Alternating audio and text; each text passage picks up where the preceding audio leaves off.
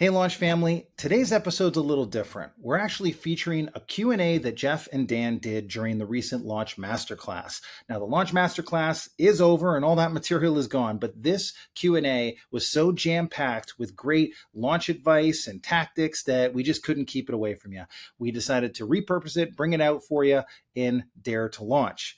So if you have questions as we're going through this, did you know you can go to daretolaunchshow.com, click on Ask Us a Question, and you can record us a question. And in future episodes, when I get to talk to Jeff, I can bring up your questions and have him answer them. So without further ado, here's today's special Q&A edition of Dare to Launch.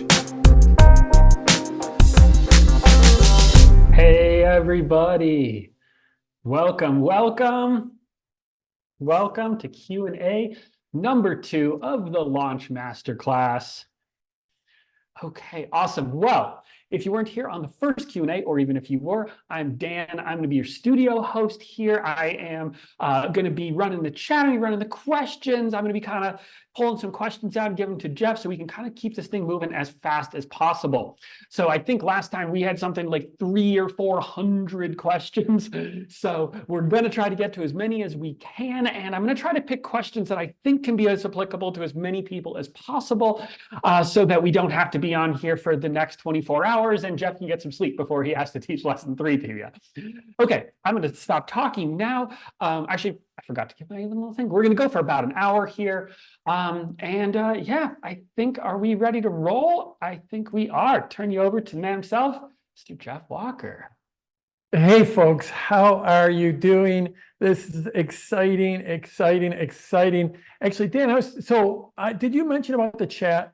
Oh, I did not mention about the chat. Well, I can talk about it. So what we have learned over the years, and we've been doing this for a while, even before COVID, when everyone started going live with Zoom, we were doing it for years before that. What we've learned through long experience is that people tend to have a better experience when we turn the public chat off, because it keeps you more focused on the material instead of chatting about the weather with someone else in the chat roll. So we just turn that off. So Dan can see it, I can see it. Dan will be fielding your questions, and often he'll aggregate questions. If he sees a bunch of questions about a topic, he'll put them together, and then he's your advocate for me, and he'll be asking me the questions.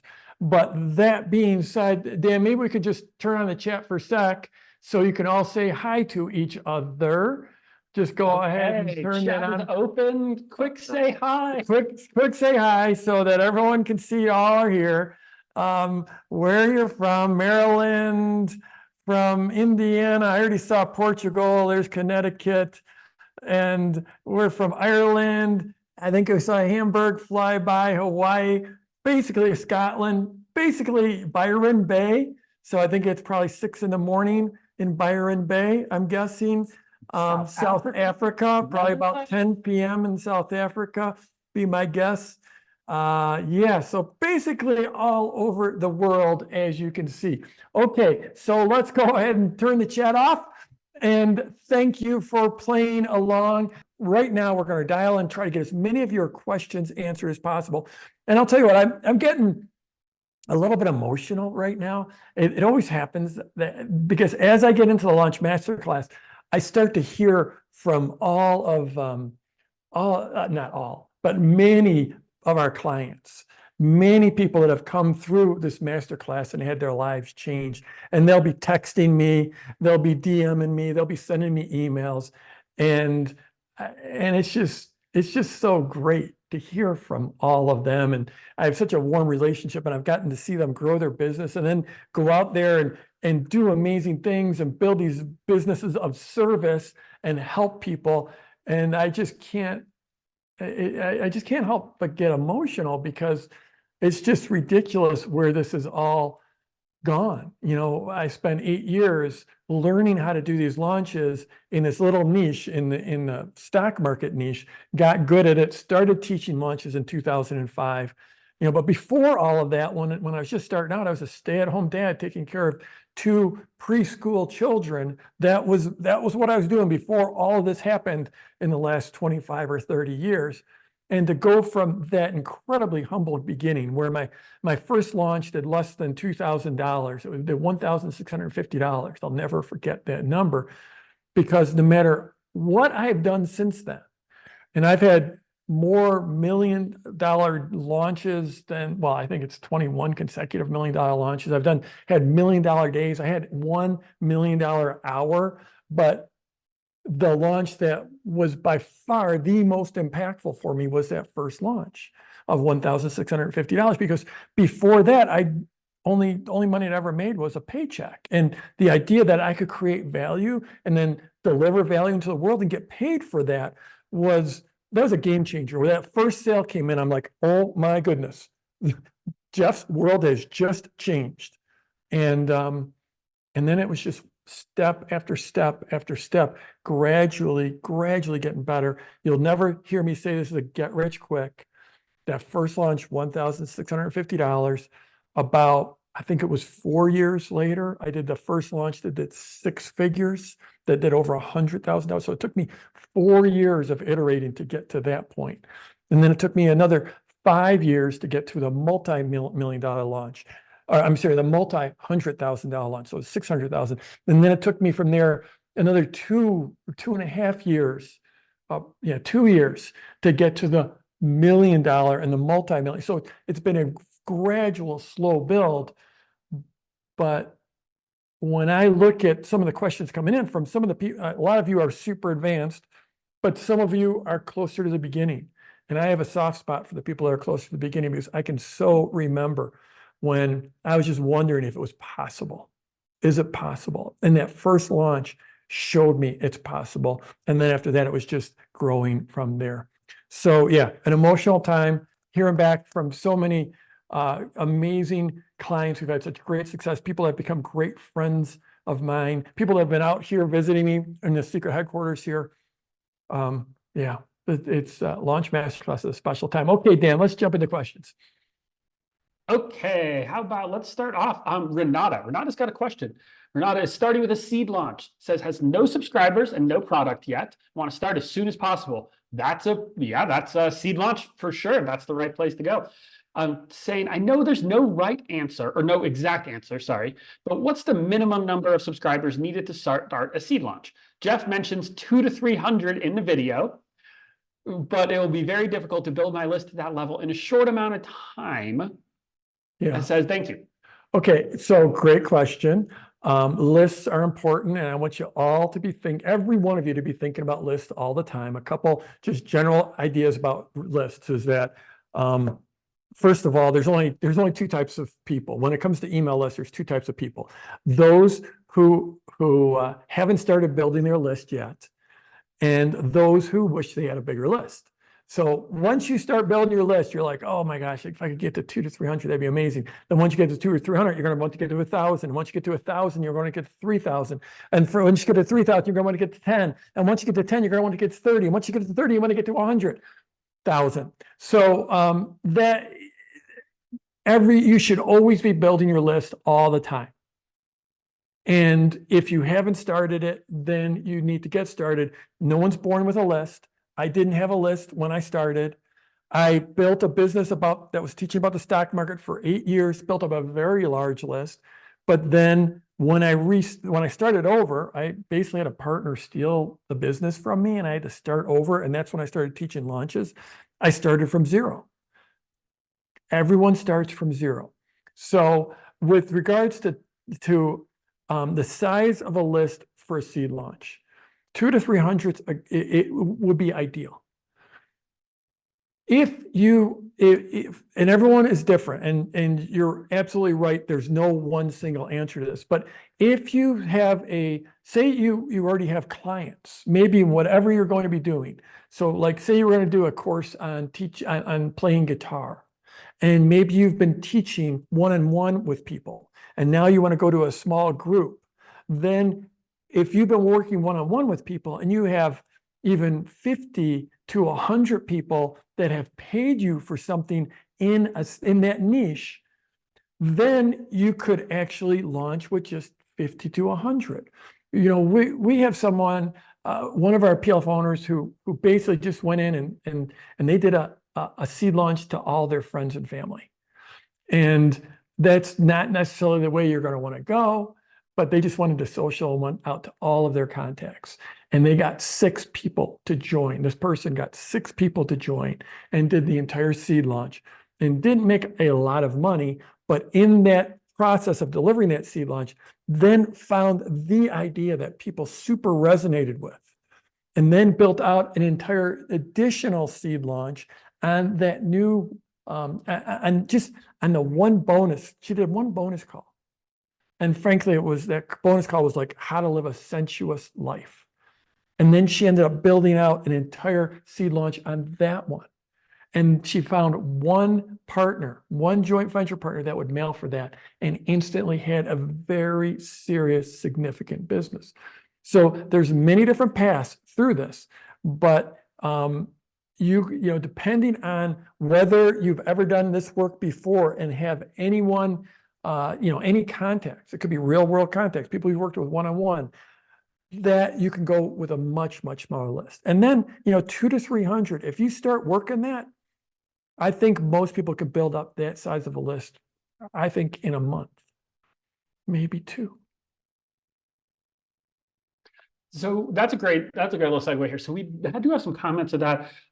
People asking, like, what sort of strategies would they use to build that initial list, or to have kind of that initial list growth while they're still kind of unknown? Can you speak to that a little bit? Yeah, I mean, the answer is always, in my opinion, is publishing. Like if I'm just out and I meet someone on a ski lift or something, and they ask me what I do, I'm a publisher. That's what I do, is I publish stuff online. And so I think when you're just starting out, a great way to do it is just start publishing in social. And this is what social is great for. I mean, I am all about email lists, 100%. But if you start publishing in social, then you can start to grow an audience in social.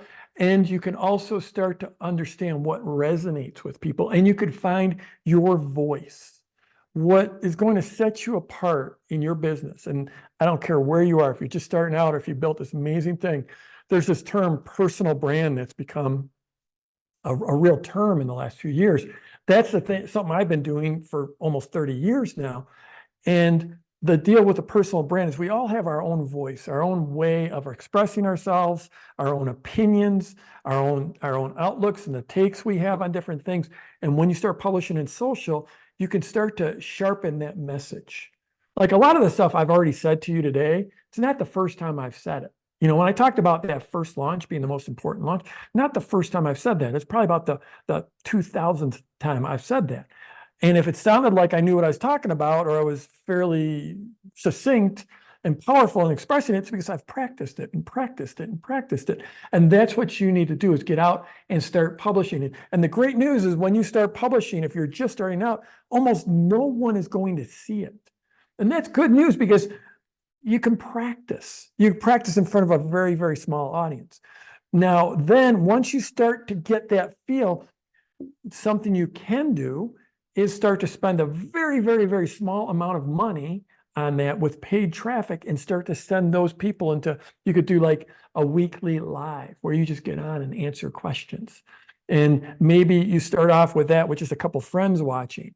And then you start to spend a few dollars a day and start to send some people into those lives.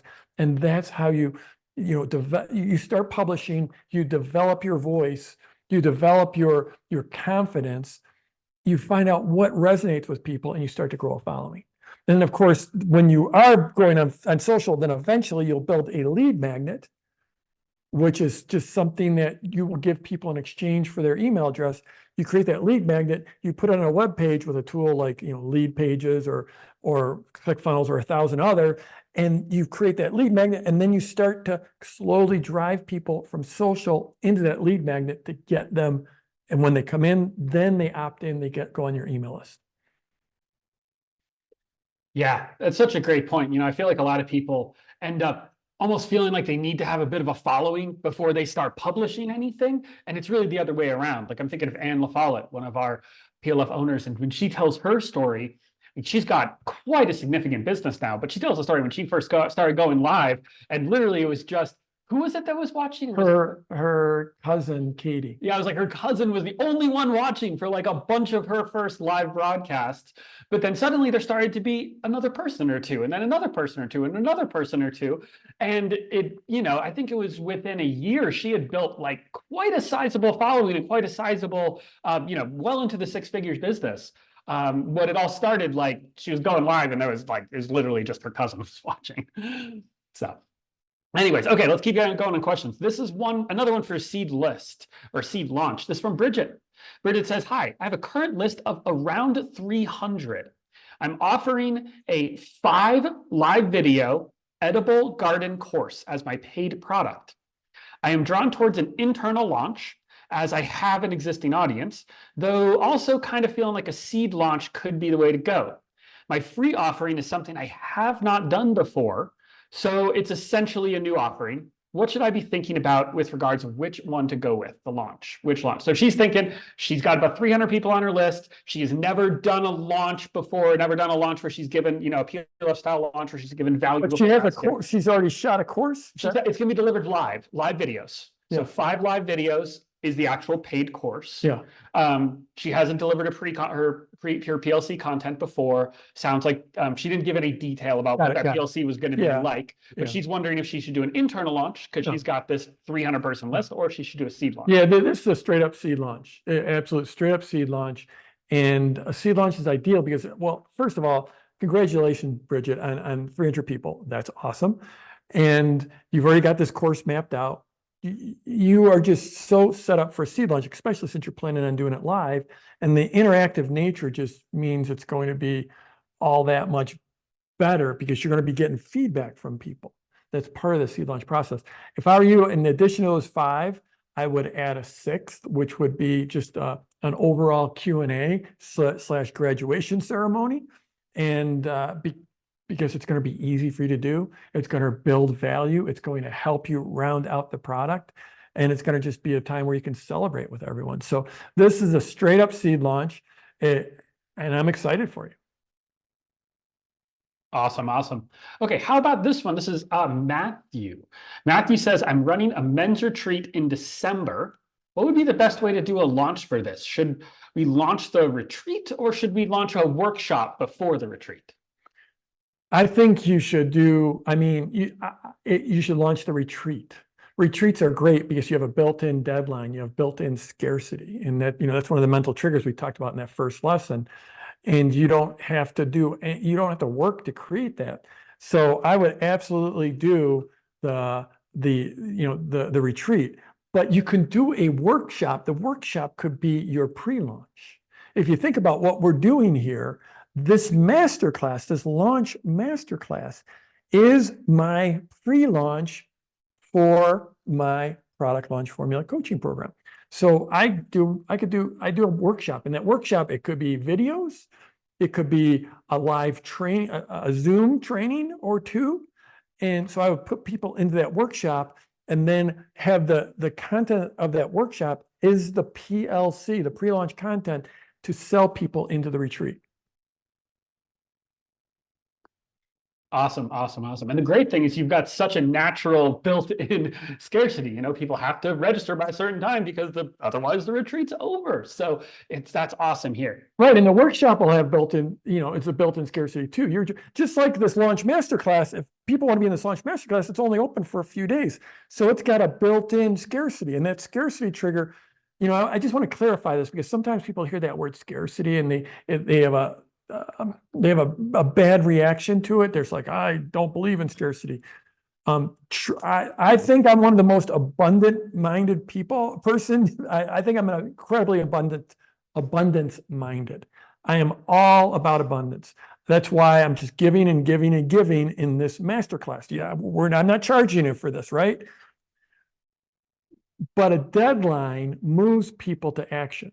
And the difference between having a deadline and not having a deadline you'll get either anywhere between 2 times and 4 times the results if you have a deadline. And so when you make an offer, you need to have a deadline.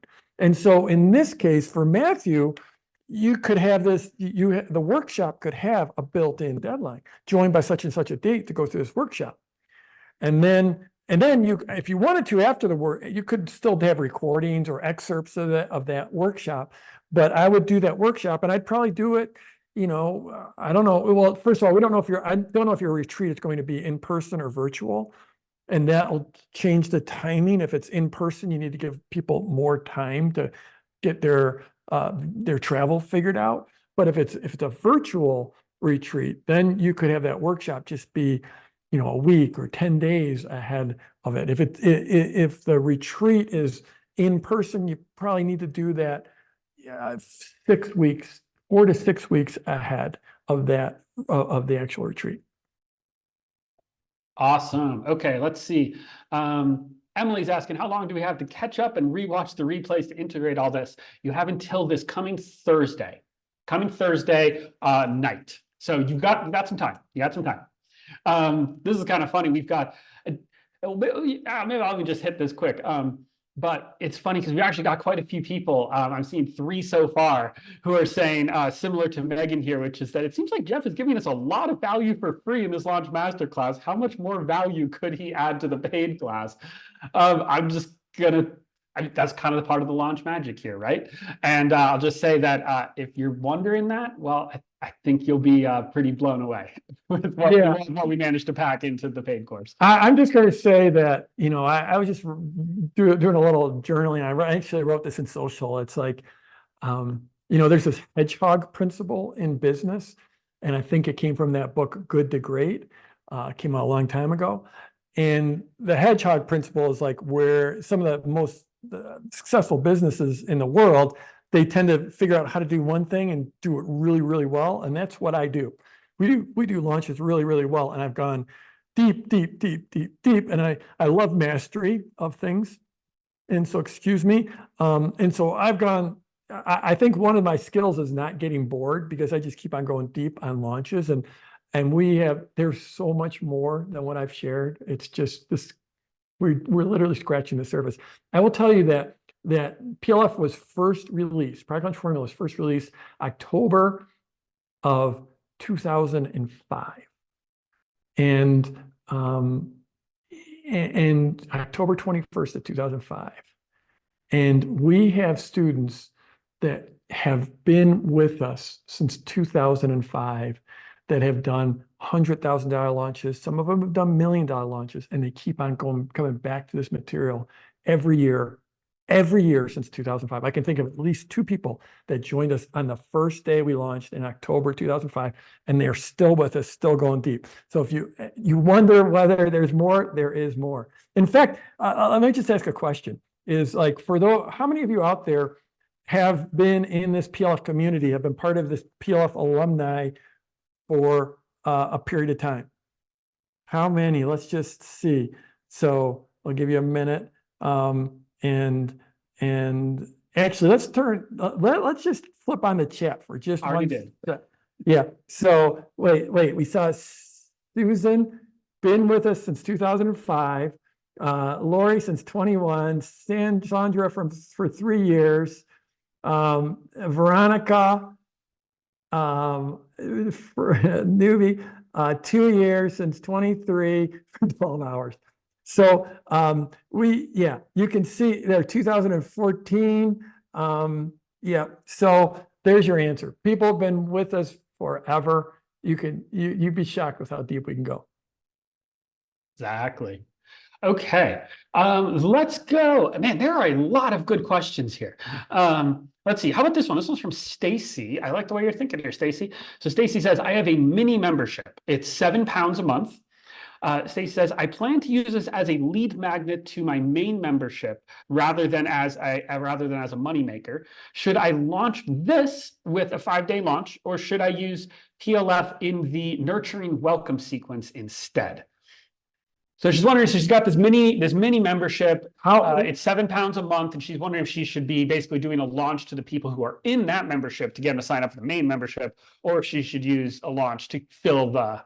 All of the above. Like so like I said this, I put a video out on Instagram that I think once you get into my world and you start to understand the principles of sequences of storytelling and of mental triggers. Those are, to me, are the three. I don't know if there's three, if they can be cornerstones, if there's three of them, but those are the three cornerstones. It's a triangular building. Those are the three cornerstones. Pyramid. It's a pyramid. No, it's not. I don't like that implication. Oh, yeah, No, that's not good. no pyramids. Uh, story sequences and triggers. And once you start to use those, you'll see them everywhere, and you'll use them everywhere. So for the $7 or £7, maybe you're not going through 3 PLCs, 3 videos, or 3 lives, but you might use 3 emails, or just a simple sequence to take people into the £7 membership. And then once you get in there, to go into the higher level, then you're absolutely going to do a launch for that. Okay, so how about this one from Joe? Joe's saying, I want to mainly teach in person. I teach nature connection, and I just love taking people outside. I've got lots of good ideas through this masterclass to launch an online program, but should I concentrate on just launching? He says, if I also run my in-person monthly groups, will I be spreading my time too thinly and getting less impact? Yeah, so that's a great question. First of all, I love this. I'm a big fan of being outside, and I know a lot of people say that, but I spend weeks every year completely disconnected in the wilderness. In fact, I've got a wilderness river trip coming up in the not too distant future. So I absolutely love this. You could use PLF to put people into your workshops to make sure the workshops are continually filled. And then if you want to reach more people, if you want to impact more people, then you could go online and create some type of a membership, some type of a coursework, and do a launch for that. I mean, this is really it's a question of business model, and this is up to you to decide what you want your business to look like. I do think adding an online component, and probably a course, because then you could do it once and you're done with it. And this could be an evergreen course very, very easily that you're not having to remake. And then once or twice or 3 times a year, you're doing a launch into that course. Then that course will naturally draw people into your in-person workshops. Okay, awesome. How about, this is an interesting one. Actually, before we do the interesting one, let's do, not that they're not interesting, but before we do this one, let's do a fast one. Zora says, hello, my question is, what is the typical timeline from a launch? And meaning, how much time do you need from the first email and the first video to the actual launch? I'm assuming that Zora's talking about when you open the cart here. Yeah, so it 100% depends on the type of launch you're doing. So a joint venture launch, the affiliate launch, is just naturally a longer one. The seed launch is just naturally much shorter. So a joint venture or affiliate launch, that could, typically be about 10 days before you open cart. And then your open cart is anywhere from 4 to 7 days. For an internal launch, it might be more like 5 days to 7 days in your pre-launch before you get to open cart. And then again, open cart 4 to 7 days. And then a seed launch, it could just be 2, 3, 4, 5 days in pre-launch, and then you get to your open cart. And so it's very much going to depend. One of the things is it's called product launch formula. And there is a formula, and I've already talked about some of it, and you saw it in lesson 1 and lesson 2, but it's not a straitjacket. And, so many times when I do case studies with people, they're like, what's your number 1 lesson? And they're like, just follow the formula, just do what Jeff said, which is wonderful for them to say, but there's a lot of room for flexibility. And frankly, everyone's business and needs are different, and there isn't any one single right answer to everything. So it's going to depend on what you want, on the format, on what type of launch, what your capabilities are. But what I just gave you is some broad guidelines. Okay, awesome. How about this one from Michelle? And we actually got another one that's surprisingly similar, too. So Michelle says, question, my email list will need constant renewing as it's aimed at new moms each time only. Says Michelle is a bit concerned about the need to have constant new clients for each launch. And we've actually even got another person who got a product that she's looking to launch to expecting moms who are currently pregnant. There's a little concerned about that timeline and stuff as well. Can you maybe speak to those quickly? Yeah, so one of the things for all of you is that all markets are different. Every market has its own characteristics. When I was in that stock market niche, then I was teaching within two things within that. One was investing in mutual funds, and one was short-term trading of stock indexes. And if you don't know the stock market, those might sound like gibberish, like you don't know what I'm talking about, or they might sound similar, but they're very different, and you have to speak to them differently. And so those markets have different characteristics. And so a lot of people are like, I can't charge high prices because I'm, teaching gardening or I'm teaching dog training. Every market has different characteristics. There's some markets that are absolutely huge. There's some markets that recharge consistently. Like one of our case studies is with Des O'Neill, and his business is people who in Ireland who run tax accounting businesses. So his whole universe of possible clients is, I think, under 2,000. That's in the entire world, 2,000. So every market has different characteristics.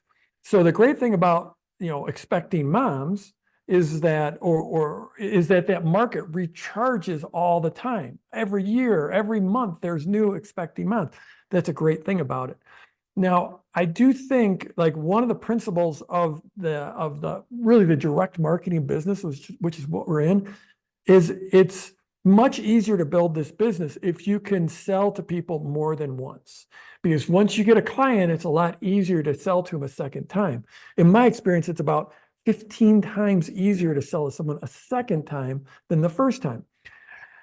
So that being said, there are some challenges to this market, but so the good news is it's continually a refreshing market, and those people are really hungry. They're hungry to buy. Absolutely, someone gets pregnant, they're all about it, right? So that's the great thing about it. The downside is it's going to be hard to continue to sell to them unless you also pair up with someone who's doing some type of parenting. And have that be your second sale. So yeah, every market's got different characteristics, and it's great to be thinking about this. Okay, how about this one? This one's from Serena. Serena says, at the moment, I'm feeling a seed launch. Says, my main concern is expertise. I would like to teach women to learn to have a healthier hormonal system, but all I know is self-taught and approved by my own experience. Would you recommend a course or some formal training before launching? So this is a great question. It's a difficult one to answer. And so there's this is so nuanced. There is this saying, fake it till you make it. And I'm not a big fan of that. I'm totally not a fan of that. I do think that in most markets, or in many markets, you just have to be a step or two or three steps ahead of someone to be able to teach. Like, let's go back to guitar. You don't have to be Eric Clapton to teach guitar. You just have to be a few steps ahead of the people you're teaching to be able to teach effectively. And in reality, by being just a few steps ahead, then you are probably going to be a better teacher than if Eric Clapton was teaching, because he can't remember what it's like to be a beginner. So, there's a saying in the land of the blind, the one-eyed man, the one-eyed person is king. And so you just have to be a few steps ahead. Now, I do think you have to be careful with this when you're in some areas, and one of them would be like health. Another one would be helping people with their health, helping people with their money. They're, helping people fly a plane. That you should have a little bit more expertise, in my opinion. And so for something like this, I think, going and making sure you get more additional training would be a good thing. And then finding 1 or 2 or 3 or 5 people to work with one-on-one, letting them know you're teaching just from your experience and the training you've had, and then start to build up a track record with those people, and then move to small groups. And, this advice I'm giving you probably is going to, exclude you from joining me in the product launch for the coaching program, but I think it's more important that you get good advice than that you buy from me. And that's why, Serena, I'm giving you this advice.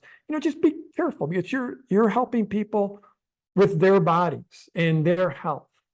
And it's important, it's not that I don't trust your experience, just step into it slowly and build up that experience working with people one-on-one, and getting some more expertise. We have Jeff Noble in our community, and Jeff Noble teaches parents of children who have fetal alcohol spectrum disorder, FASD. Which is like the most widely, I think, take this with a grain of salt, but I'm trying to remember exactly what he said, but I think it's the most widely spread type of brain injury that exists, more than autism even. And so, and if I'm not saying these words perfectly, just please forgive me, but Jeff Noble is not an expert in fetal alcohol spectrum disorder. But he's studied it, he learned a lot about it. And so he's a lay person, and he's very clear about this.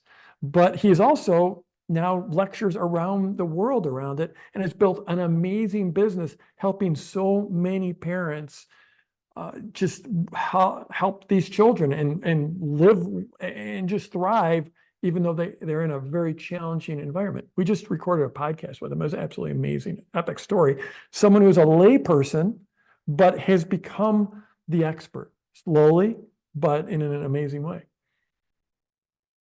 Awesome. Okay, so this is more of a wide open one, because we've got a lot of folks who are asking similar ones to this. So we've got a lot of folks here who are, say, they've got a physical product that they want to sell, and they're worried and they're curious if PLF will work for them. Or we've got people who are similarly, they're selling something that's other than a course. So we've got someone here who really is interested in using it for real estate. We've got a lot of people who are working on different products, stuff like that. I think maybe can you speak to that a little bit? We actually got someone here. Oh man, I just missed them. We got someone who actually kind of nailed it a little bit and was asking, should I put a deadline on my products that I'm selling? But maybe, do you want to just talk a little bit about what the process could look like, or maybe what a couple different approaches could look like if someone's looking to sell like a physical product or similar? A great question. So I'd say about 80% of our people are doing some type of a digital product, a course, a membership site, a workshop, a mastermind, coaching, something like that. The other 20% are all over the place. There's physical products. People are actually using it for real estate to sell houses, amazingly enough, art, books, on and on. So it's like, I wrote down this note to myself here. It says, feed your family. You probably can't read that, but it says, feed your family. And that's the deal. I'm inviting you into a world in this masterclass where if you really understand these principles, you will literally be able to feed your family for the rest of your life. Because I'm showing you marketing and sales that you can feel good about, that can deliver value, and that will continue working for the rest of your life. And so, people use it for physical products. Yes, put a deadline on it. But that doesn't mean so one of my favorite case studies, and it's a few years old now, but it's with Blaine. I think it's on our case studies page, and he's selling grass-fed, pasture-raised, locally raised beef and poultry, and even fresh caught, line caught salmon. And he absolutely, or Amy Small is selling yarn. And so the best way to do this is to figure out a way to put a deadline on. Now, if you're running an e-com store, you're like, I want to keep on selling that thing all the time. And absolutely, but create a bundle. create some kind of special offer, or create a digital product that's a bonus for it. But within PLF, we're going to show you how to create an offer with a deadline. And when you do that, it's absolutely amazing. And so, like, if you're running e-com, how valuable is it to create a bonus or a bundle and drive people into your store and sell them that bundle? And that when they're in their store, what else are they going to buy? Right? So absolutely, you can use this to do services, to sell art, to sell physical products. Not, like I said, maybe 20% of our people are doing that. 80% of them are doing digital offers. But yes, absolutely. Yeah. And I'm just thinking of other examples of times that I've seen this, so like, I'm a big skier, and one of my favorite ski brands, to have some skis from them, they don't just sell their skis, they sell their skis all the time, but they release limited edition graphics. Like, all the graphics that they put out are limited. So there's only a couple hundred available of each one. So it's like, if you want to get the specific graphic, like, you have to act fast. Like, there's all kinds of ways to get creative with it. And what we see so many people doing and having so much success with too is that if you're creating a physical thing, or you're doing something similar to that, like, that takes real expertise to do, right? So that's expertise that you can teach also. If you're someone who creates something physical that people want to buy, then you have a skill that other people want to learn. So what we see so many people doing successfully is that they continue to do the thing that they're really passionate about. They're creating their art, they're creating their physical thing, but also they also have another aspect of their business where they teach people the skills that they've built, and it can provide a great financial base, right? A lot of stability for a business that might exist by selling maybe a high ticket thing here and there. Hey, Dan, I got a couple that I just saw going by. Someone said, how many hours should I spare for the live call tomorrow, please? I'd say we'll get it done. It'll be right around 90 minutes. And then I'm sure we're going to stick around for Q&A. So just budget 2 hours for that. And then I saw someone say, sorry about those zeros. Something was pressing on my keyboard. Sounds like someone's got a cat. It was their cat. Yep, someone's got a cat going on. We've had a few master classes where we've had kittens as stars of our master class. There won't be any kittens this time, unfortunately. And those kittens grow up, and then they seem to have a mind of their own. They seem to be less willing to sit in my arms as I teach. Yeah, the best one was a couple years ago, and I had a brand new kitten stumbled upon on the side of the road, and we're in the live broadcast, and we were like, oh, this will be so cute. Like, we played a video, and we'll come up from the video, and she'll be sitting next to Jeff on the table, and she's sitting next to Jeff on the table, and he starts to make the offer for the product launch firm and the coaching program, and she immediately steps backwards off the table and just falls, and you can hear this boom on the mic, and she was completely fine. Kitten, she made a but everyone's worried. Everyone's worried about the cat. Kind of stopped the show. It was like, oh my God, come on. Here, someone said Nugget was adorable. That's Nugget. Yep. This is interesting. I'm seeing this as Paget, maybe. As a photographer, I'm selling my services. But I'd love to monetize something else, either through group experience or through a coach that teaches people how to get ready for a branding photo shoot, for example. That's a fantastic idea. So you know what? So right now I'm kind of leading the marketing side of things here, and I'm working with the launches. But a while ago, I had a business as a videographer and a photographer, and I did the exact same thing. I kept doing my photo and my video business the same that I was doing it, but I also launched a small coaching program on the side that was teaching people how to do their own video stuff if they weren't looking to go as high-end as hiring me. It worked fantastic, and it was amazing because all my expenses got covered every month just from that, and then I wasn't too worried about it if a client canceled on me or something like that. So love that approach. Love that approach. Okay, how about this one? This one's from Lori. Lori says, hi, Jeff. I have over 3 decades experience as a firefighter and a paramedic, and an educator teaching students how to become EMTs and paramedics. I'm now preparing to launch my new coaching business, serving those in those professions who are stressed out, overwhelmed, and near burnout to help reclaim their resilience. What would you suggest as a first-time introduction offer to launch my new coaching business? A challenge, a one-day class, or something else? So this is a very cool market, and I would love, yeah, this is one where I want to do the case study with you once you launch it. I would do a seed launch.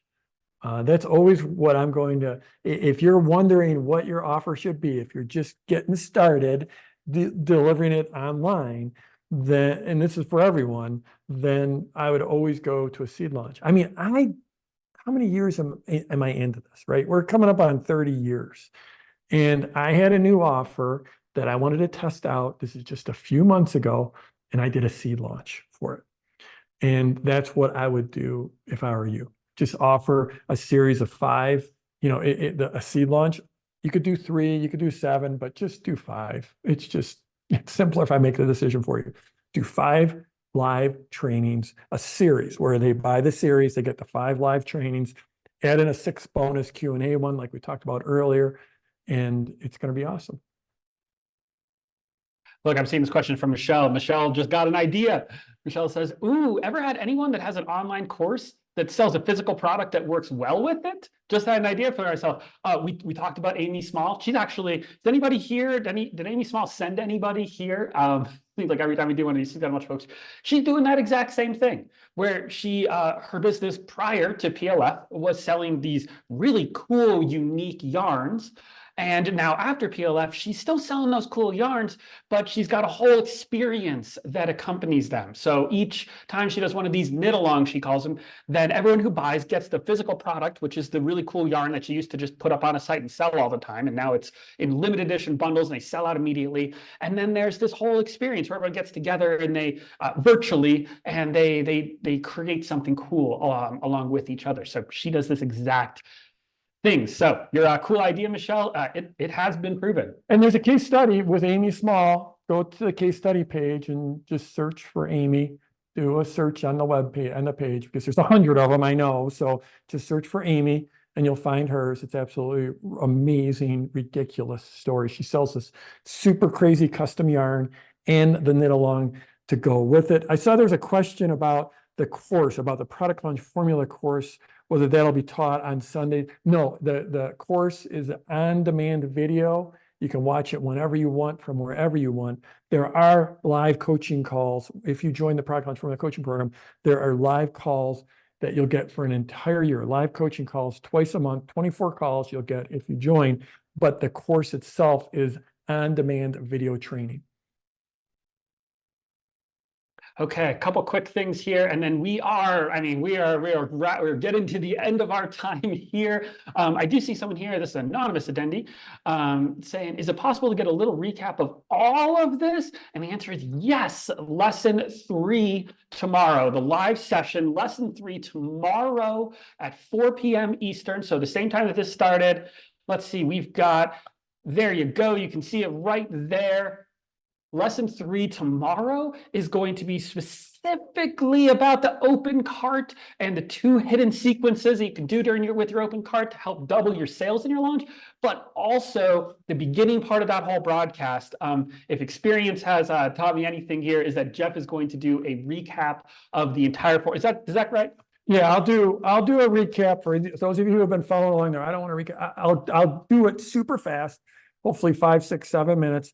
I'll recap where we are and then take you into the open cart, show you what to do day by day during the open cart, show you how the mental triggers work within the open cart. And then I'm going to show you how to make an offer in a congruent, gracious, kind, and really effective way. And sometimes people are like, Jeff, how did you even invent all of this? And it's because when I started out, I was scared to ask for the order. I had no marketing experience, no sales experience. And I just didn't, I was creeped out about asking people to buy from me. And so what I did was I created this process to romance and give value and give value and give value so that by the time we got to the open cart, people were like, oh, sure, please take my money. And then over the years, what I've learned is that if you have something that is going to help people, and I know you do, and especially if you follow that seed launch process, you absolutely will. If you have something that is going to help people, that's going to solve a problem for them, that's going to take away some pain, that's going to give them some additional pleasure in their lives, then it's your sacred duty, in my opinion, to make a good offer so that they can actually see the true value and they can make a decision for themselves whether it's worth it to invest in that value. And yes, I did use the word sacred. And if that makes you uncomfortable, I'm sorry. But I think that, we're here as humans to create a better world for other humans and for other animals and for the earth. We're here to do good. And I think you can do good. And I think that's what entrepreneurs do, is they do good. They help other people. But you can't help other people until they invest in you, until they invest with you. And that's what the open card is. I'm going to show you how to do it very, very effectively tomorrow in lesson 3. Okay, awesome. Well, I think we are about at our time here. We could end up going forever if we went for every question that's coming up here. But hopefully this got you some clarity on the different types of launches. And then tomorrow, that's going to be a really, really key lesson. That's where it's all going to come together. Just going to recap the entire process and then talk about that all-important critical moment where you shift from your pre-launch, where you're given your free value ahead of time, to when you are actually an open cart. That's when you say, okay, the thing is available for sale now. So make sure to join us on lesson 3 tomorrow, 4 p.m. Eastern. And yeah, Jeff, take us home. So why don't you flip on the chat so people can all see each other? I just want to, I talked about a few things here in addition to answering your questions. And one was this idea of learn these skills, feed your family for the rest of your life. And, I was just thinking, we're in this crazy time. Things started to just get so weird in 2020. And it just seems like the weirdness has continued since 2020. And I'll tell you, one of the things that happened was everyone went online, and everyone all of a sudden, I had an online business since 1996, but all of a sudden, so many people started to understand that online business is a real thing, and you could make a living in an online business. And now there's a lot of competition. That's just the way so many people came online, it increased the competition. And so it raised the stakes you have to be good at marketing these days. It used to be you could just slap anything out there and it was fine. But you have to be good at marketing to attract your people, to attract your audience, bring them into your world and make an offer and get paid for that offer. And so now more than ever, marketing is absolutely critical. I know that marketing freaks a lot of people out. It feels they don't understand it. They don't want to do it. It bores them. It feels creepy. Marketing, especially sales. But like I said, it's nothing more than attracting your ideal people into your world and then being able to make an effective offer in a congruent, gracious way so that they want to step forward into the future with you and have better lives. That's what marketing is. That's what your job is to make people solve problems and make their lives better.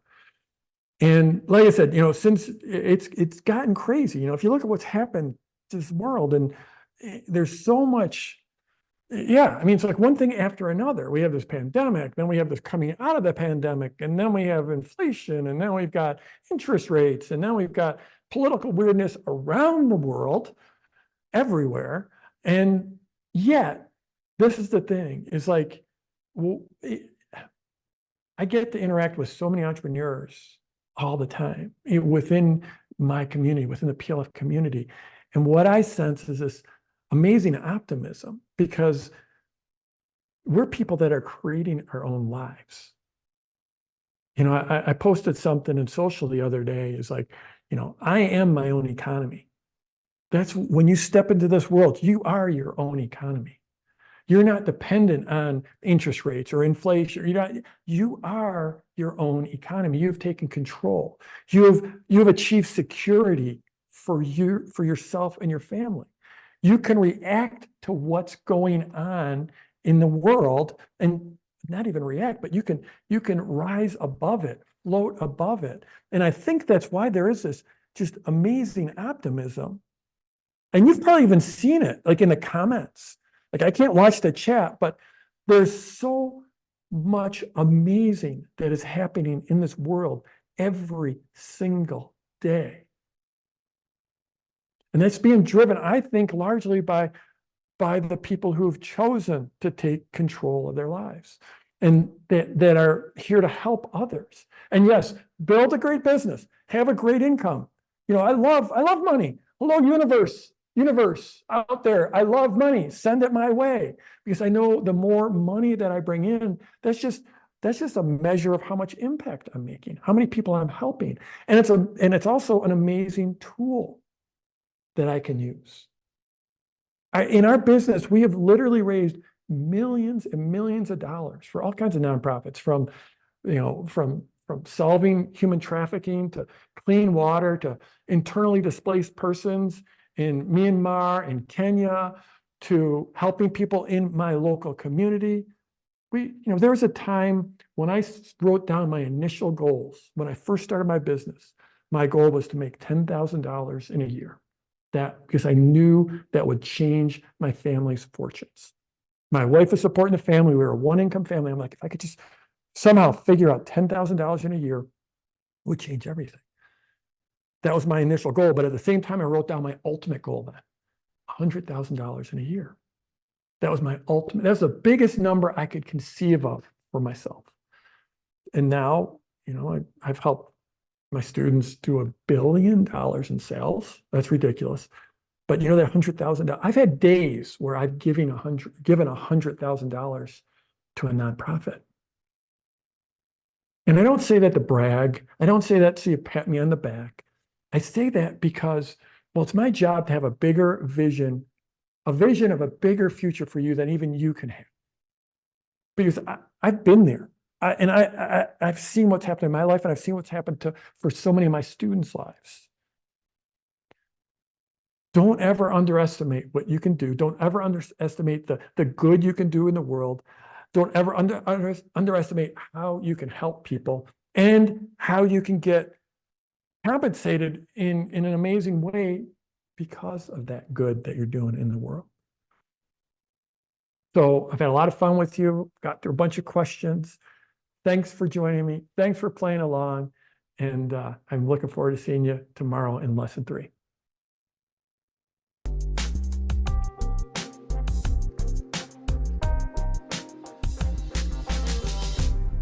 Wow, you just listened to Jeff and Dan answer questions on launching for almost an hour.